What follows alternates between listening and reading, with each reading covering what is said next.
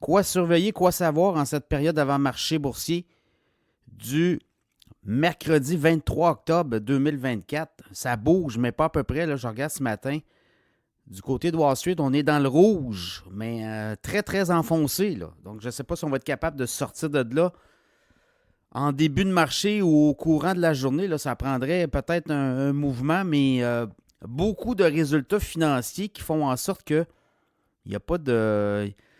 On sent vraiment là peut-être une baisse. Clairement, une baisse. Ça avait monté beaucoup dans les dernières semaines, mais là, on va baisser. Le Dow en baisse de 215 points en avant-marché. Le S&P 500 baisse de 13 points. Le Nasdaq, 59 points de baisse. Le pétrole baisse d'1,33 aussi. Le baril de pétrole, qu'est-ce qui se passe? Bien là, les résultats financiers tombent.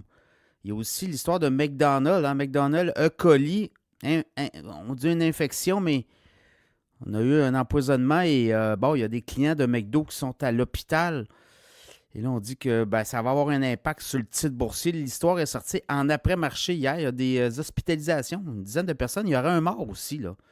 Des quarts de livre avec des boulettes de viande de McDonald's infectées avec du E. coli. Donc, ça va être à suivre, ça, pour McDo. Ça peut être très, très, très dommageable pour le titre qui baisse de 6% en avant-marché. Starbucks aussi, des résultats financiers moins bons que prévu. Une petite baisse de 4,5%. Boeing, perte de 6 milliards aussi. Une petite baisse. Je regarde Spirit Airlines, c'est le Wall Street Journal qui rapporte ça, là, possiblement des négociations pour une fusion. Le titre de Spirit Airlines monte de 26%, mais là, attention, 26%, un titre qui est à 2,11 $. On monte de 57 cents en avant-marché. Donc, ça va être à suivre là aussi. AT&T, aussi, le titre est des résultats moins bons que prévu. En tout cas, des résultats plus mixtes. Donc, le titre baisse aussi en avant-marché. Donc, tout ça, là, ben, ça donne ce que ça donne. Ça donne du rouge pour l'instant. Le Nikkei 225 au Japon. Drop de 300 points. Hier, il avait droppé solide aussi. En Europe, ça drop d'1,1, 1,3 points. L'indice stock 600. Et au Canada, ben, on va avoir la Banque du Canada là, va annoncer une baisse de taux.